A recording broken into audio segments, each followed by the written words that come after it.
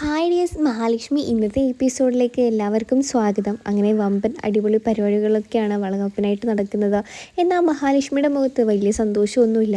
അങ്ങനെ മോഹിനിയാണെങ്കിൽ മഹാലക്ഷ്മിയോട് ചോദിക്കുന്നുണ്ട്, എൻ്റെ പൊന്നുമോളെ, നീ എന്താ ഇതിനും സന്തോഷിക്കാതെ ഇങ്ങനെ മുഖവും ഇങ്ങനെ വീർപ്പിച്ചിരിക്കുന്നത്? എന്ത് പറ്റി എൻ്റെ മോൾക്ക്? ഇങ്ങനെയൊന്നും ആയിരുന്നില്ലല്ലോ. നീ ഈ ചടങ്ങിനെക്കുറിച്ച് പറയുമ്പോൾ നിൻ്റെ ആവേശവും കാര്യങ്ങളൊക്കെ ഇപ്പം എന്താ പറ്റിയത് എൻ്റെ മോൾക്ക് എന്ന് ചോദിക്കുന്നുണ്ട്. അപ്പം മഹാലക്ഷ്മി പറയുന്നുണ്ട്, അമ്മയ്ക്ക് അറിയാലോ, ഇപ്പം തന്നെ അച്ഛൻ ഇങ്ങോട്ടേക്ക് വന്നാൽ അയാൾ എല്ലാ സത്യവും വിളിച്ചു പറയും. ഇനിയിപ്പോൾ എൻ്റെ ജീവിതം എന്തായി തീരുമെന്ന് എനിക്കറിയില്ല. അയാൾ എന്തായാലും എൻ്റെ പേര് പറയാതിരിക്കില്ല. കാരണം അയാൾക്ക് ഒന്നാമതേ ഇപ്പോൾ എന്നോട് വലിയ സ്നേഹമാണ്. ഞാനാണെങ്കിൽ അയാളെ മനസ്സിൽ ഇപ്പോൾ ഭയങ്കരമായിട്ട് കയറി കൂടിയിട്ടുമുണ്ട്.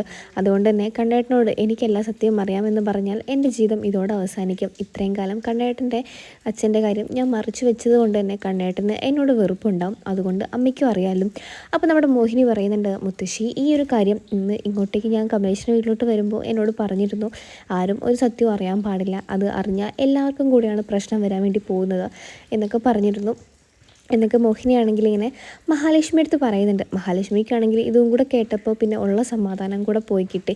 അങ്ങനെ വളകാപ്പിൻ്റെ ചടങ്ങിന് നമ്മുടെ കണ്ണൻ്റെ ആഗ്രഹപ്രകാരം മഹാലക്ഷ്മി ആണെങ്കിൽ വളകാപ്പിൻ്റെ ചടങ്ങിൽ ചിരിച്ചുകൊണ്ടൊക്കെ നിൽക്കുന്നുണ്ട്.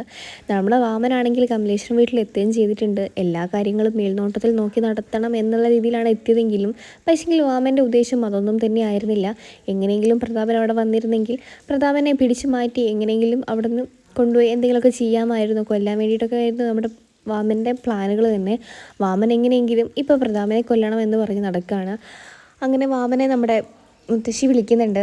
മുത്തശ്ശി വിളിച്ചിട്ട് നമ്മുടെ വാമനോട് പറയുന്നുണ്ട്, എന്തായാലും ഇവിടുന്ന് പ്രതാപൻ കാറും കൊണ്ട് പോയിട്ടുണ്ട് കമലേശ്വരം വീട്ടിലോട്ട്. എനിക്കിനി ഒന്നും ചെയ്യാൻ കഴിയില്ല. ഞാൻ പിടിച്ചിട്ടൊന്നും അവ നിന്നതുമില്ല.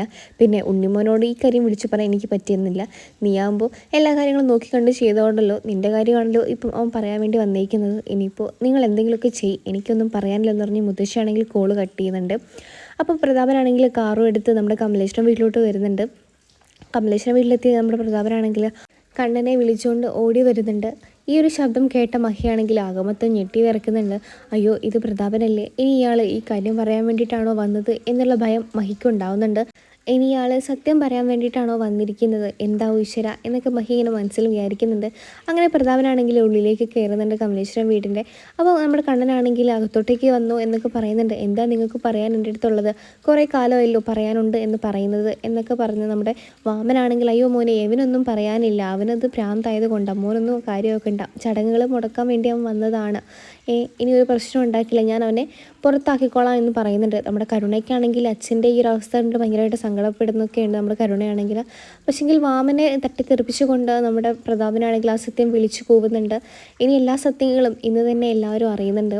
കാരണം എല്ലാ സത്യങ്ങളും ഇന്ന് തന്നെയാണ് എല്ലാവരുടെയും രീതിയിൽ അറിയാൻ വേണ്ടി പോകുന്നത്. അപ്പോൾ വാമനാണെങ്കിൽ അവിടെ നിന്ന് നമ്മുടെ പ്രതാപനെ തട്ടി താഴെ ഇടുന്നുണ്ട്. പക്ഷെങ്കിൽ പ്രതാപനാണെങ്കിൽ പെട്ടെന്ന് തന്നെ സത്യം വിളിച്ചു പോകുന്നുണ്ട്. തൻ്റെ അച്ഛനെ കൊന്നത് ഞാനാണ്, എൻ്റെ മോന് വിശ്വാസം ഇല്ലെങ്കിൽ ഇതാ നിൻ്റെ ഭാര്യയായ മഹിയോട് ചോദിച്ചു നോക്ക്, അവൾ എല്ലാത്തിനും സാക്ഷിയാണ് എന്നുള്ള രീതിയിൽ സംസാരിക്കുന്നുണ്ട്.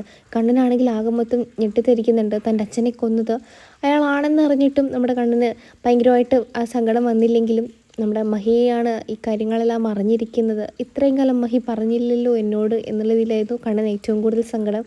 ഈ ഒരു നിമിഷത്ത് കണ്ണനാണെങ്കിൽ എഴുന്നേറ്റ് നിന്ന് പോകുന്നുണ്ട്. ഭയങ്കരമായിട്ട് പൊട്ടിത്തെറിച്ചുകൊണ്ട് നമ്മുടെ വാമന് നേരെ ചീറിപ്പായുന്നുണ്ട്. അപ്പോൾ വാമന് നേരെ ചീറിപ്പായുന്ന കണ്ണിനെ കണ്ടിട്ട് എല്ലാവരും ഒന്ന് അമ്പരക്കുന്നുണ്ട്. കാരണമെന്ന് വെച്ചാൽ കടൽ ഇത്രയും കാലം വീൽ ചെയറിലായിരുന്നു. ഈ ഒരു കാര്യം അറിഞ്ഞപ്പോൾ താൻ വീൽ ചെയറിലാണ് ഇരിക്കുന്നത് എന്ന് പോലും കണ്ണൻ മറന്നു പോയിരിക്കുകയാണ്. അങ്ങനെ കണ്ണനാണെങ്കിൽ പെട്ടെന്ന് തന്നെ അവിടെ നിന്ന് എഴുന്നേറ്റ് വാമനെ നല്ലപോലെ അടിക്കുന്നുണ്ട്. പ്രതാപനെ അടിക്കാൻ വേണ്ടി കൈ ഊന്നുന്നുണ്ടെങ്കിലും നമ്മുടെ കരുണയാണെങ്കിൽ പറയുന്നുണ്ട്, അച്ഛനെ ഒന്നും ചെയ്യരുത്, അച്ഛന് വയ്യാതെ ഇരിക്കുകയാണ്, അച്ഛനോട് ക്ഷമിക്കണം, ഞങ്ങൾക്കൊന്നും ഇല്ലാത്ത സമയത്ത് എന്നെ വളർത്താൻ വേണ്ടി അച്ഛനത് ചെയ്യേണ്ടി വന്നതാണ്. അല്ലാതെ കണ്ണേട്ടനോടും കണ്ണേട്ടൻ്റെ അച്ഛൻ ആരാണെന്ന് പോലും എൻ്റെ അച്ഛൻ അറിയില്ലായിരുന്നു. ആ അവസ്ഥയിൽ അച്ഛൻ ചെയ്തു പോയതാണ്, എല്ലാത്തിനും കാരണം വാമനാണ് എന്നുള്ള രീതിയിൽ കരുണ പറയുമ്പോൾ നമ്മുടെ മഹാലക്ഷ്മിക്ക് നേരെ ഒന്ന് കണ്ണൻ നോക്കി നിൽക്കുന്നുണ്ട്. ഇത്രയും കാലം നീ എന്നോട് ഇത്രയും വലിയൊരു സത്യം മറച്ചു വെച്ചില്ലേ മഹി? നീ എന്തിനാണ് എന്നോട് ഇത്രയും കള്ളവ് പറഞ്ഞത്? നിനക്കൊരിക്കലെങ്കിലും എന്നോട് പറയായിരുന്നില്ലേ? അപ്പോൾ മഹാലക്ഷ്മി പറയുന്നുണ്ട്, കണ്ണേട്ട, എനിക്കിത് പറയാനുള്ള ധൈര്യം ഉണ്ടായിരുന്നില്ല, ഞാൻ എന്ത് ചെയ്യാനാണ്? അപ്പോൾ നമ്മുടെ മോഹിനിയുടെ അടുത്ത് പറയുന്നുണ്ട്, ഓ ഇതാണല്ലേ നിങ്ങൾ പറഞ്ഞ ആ പ്രായശ്ചിത്തം. നിങ്ങൾ ഇവളെന്നെ കല്യാണം കഴിക്കുമ്പോൾ നിങ്ങൾ എന്നെ ഇത്രയേറെ സ്നേഹിക്കുന്നതൊക്കെ കണ്ട് ഞാൻ വിചാരിച്ചു ഒരു മകനെ പോലെ സ്നേഹിച്ചതാണെന്ന്.